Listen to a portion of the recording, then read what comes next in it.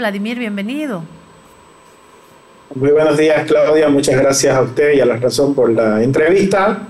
Un clima agradable, ya como creo todo el país, entrando a la Semana Santa, a esta festividad.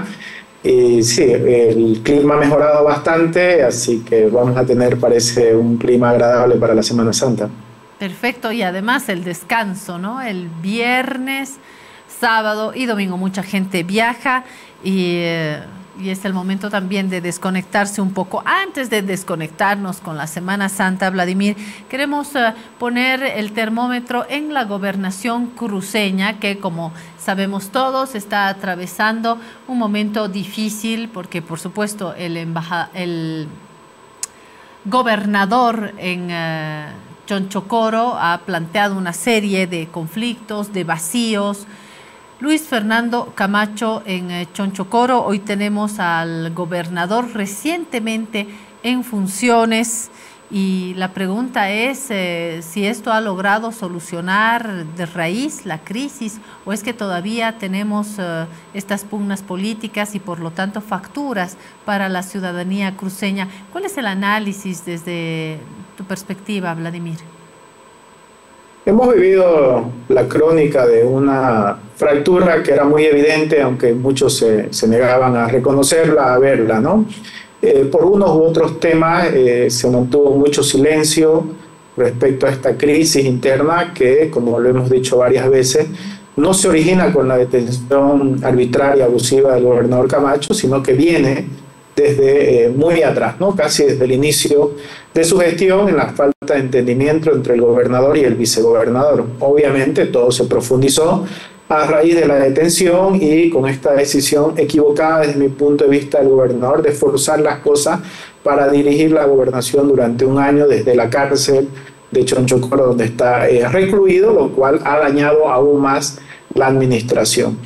La suplencia y el ejercicio como tal de la gobernación por parte del señor Aguilera le ha dado cierta estabilidad, por lo menos un poco de certidumbre respecto a temas de gestión, de manejo, pero no se ha resuelto la crisis definitivamente, porque la crisis es una crisis que tiene raíces más profundas, como decía. En este caso tiene que ver con el proyecto de Creemos, con la falta de consolidación de un proyecto que se creó y que tomó la gobernación bajo una efervescencia que se dio en 2019-2020, pero proyecto político como tal nunca se consolidó. Y ahora con la detención de su principal líder y con la disputa, la fractura con el vicegobernador, el alejamiento de varios parlamentarios de la bancada nacional, obviamente el proyecto Creemos ha quedado reducido y hoy tampoco el señor Aguilera es que tenga control absoluto de la gobernación. Seguramente de aquí a mayo, donde hay que renovar también la directiva de la Asamblea, veremos muchos movimientos y va a ser un punto de inflexión determinante para ver si el señor Aguilera construye una mayoría en la Asamblea que pueda respaldar su gestión y esto de alguna manera ya dejaría prácticamente en un campo marginal al camachismo. Vladimir, la anterior semana nosotros hemos puesto atención en lo que sucede dentro de Comunidad Ciudadana y hemos visto que hay un grupo de parlamentarios que de plano están marcando una frontera con el liderazgo de Carlos Mesa, con el pedazo político liderado por Carlos Mesa, más allá de una sola persona, y lo propio desde ese entorno de Carlos Mesa también hay una desvinculación y una desacreditación también de este bloque. Se está hablando por lo menos de dos bloques, aunque hay quien dice que esta fractura dentro de Comunidad Ciudadana tiene todavía más alas, lo que es peligroso obviamente para la fuerza política y para la pluralidad política dentro del país. Del MAS, ya no hablamos, sabido, a la arcista, a la evista, se están sacando los ojos. ¿Cómo podemos retratar la crisis dentro de Creemos y qué características específicas tú ves, Vladimir? Es verdad, la fragmentación es un problema de todas las organizaciones políticas, por lo menos las que tienen representación parlamentaria, las más importantes hoy en el país, ¿no? Usted lo decía, el MAS, el tema de Comunidad Ciudadana, y en el caso específico de Creemos todavía la fragmentación es más profunda, ¿no? Porque son un proyecto relativamente en términos de desarrollo partidario, nuevo, que se creó al calor del 2019, como lo decía, que tuvo un gran apoyo ciudadano, sobre todo en Santa Cruz, que no logró tener, creo, implantación en el resto del país, que le dio una bancada nacional, que está dividida esa bancada nacional en 4 fragmentos, y en el caso de la gobernación, que es el espacio territorial más importante que gobiernan del país, bueno, tenemos a la gobernación hundida en una crisis, nunca pudieron tener un marco lógico, expuesto a la ciudadanía, razonable, de gestión. No hubo gestión en la gobernación de Santa Cruz, todo es improvisación. Y bueno, hoy con ya las disputas entre el gobernador, vicegobernador, asambleísta, terminó siendo una situación muy crítica, ¿no? Y además una crisis crónica que, como decíamos antes, no se ve resultado. Entonces, uno cuando ve los espacios de representación, si en el Parlamento la bancada de Creemos está dividida en 4 pedazos, en 4 fragmentos, ya los de Johnny Fernández, los disidentes de Camacho, los independientes, los camachistas. Si en la gobernación hay 2 bandos, tanto el camachismo como ahora los del señor Aguilera, pues bueno, hay un problema estructural, un problema central, porque las organizaciones políticas no pueden mantener los espacios que ganan, porque no mantienen una cohesión, porque son proyectos improvisados, son proyectos que no han logrado tener una organización, tener un ideal de conjunto, una política de gestión. Entonces, cuando el líder entra en una situación de debilidad, pues bueno, todos los que, o gran parte de los que apoyaron ese proyecto político terminan yendo. Entonces, el proyecto que creemos es el más endeble. Podría decir que a 4 años de su creación ya prácticamente hay una renuncia a lo nacional. Deben ser, me imagino, conscientes ellos que la política nacional no les ha sonreído, por llamarlo coloquialmente. Y en el caso de Santa Cruz, si es que no resuelven la crisis interna de la gobernación, pues bueno, muchos que votaron por Creemos también van a terminar muy frustrados y muy decepcionados por todo lo que han hecho, porque nuestra gobernación sigue sin rumbo, sin norte, y pese a esta coyuntural estabilidad que significa la presencia del señor Aguilera, los problemas estructurales todavía siguen ahí. Bueno, entonces hay que mirar de una manera más panorámica políticamente a Santa Cruz, porque Santa Cruz conserva todavía esa característica de oposición en términos también económicos, pero esencialmente políticos. Santa Cruz es un departamento anti-Mas, lo ha dicho su votación, lo dicen sus discursos políticos de los últimos años.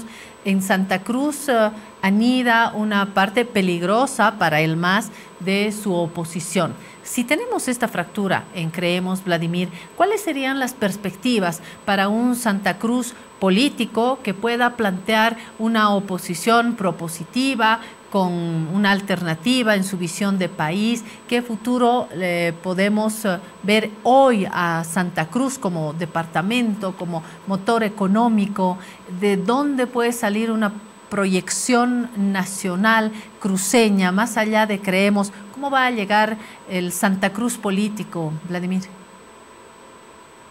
Considero que hoy que estamos por conocer en un par de meses los resultados del censo, y si no hay nada raro por ahí, se va a confirmar lo que es muy evidente, que Santa Cruz es el departamento más poblado del país. Es más, ya hace 7 años la estimación del INE lo dice así, 3.4 millones de personas.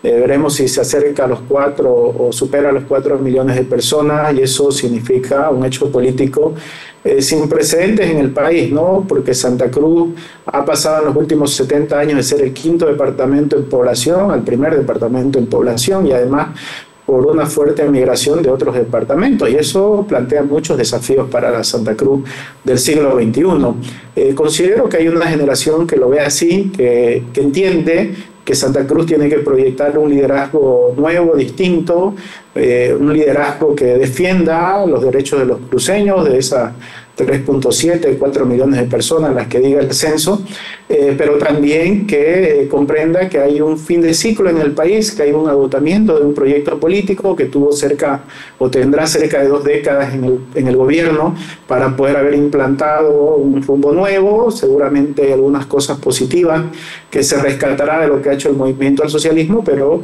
considero que hoy en Santa Cruz, más allá del antimasismo, Claudia, que es verdad, considero que Santa Cruz tiene que ser, por esa característica de motor económico, pero fundamentalmente de ser una región que es un imán para atraer a gentes de diferentes culturas del país, que brinda oportunidades a esos ciudadanos, que necesita seguir creciendo para darle mejores condiciones a las personas que viven, a las personas que migran, a las personas que todavía tienen expectativa, esperanza en Santa Cruz en tener una vida mejor.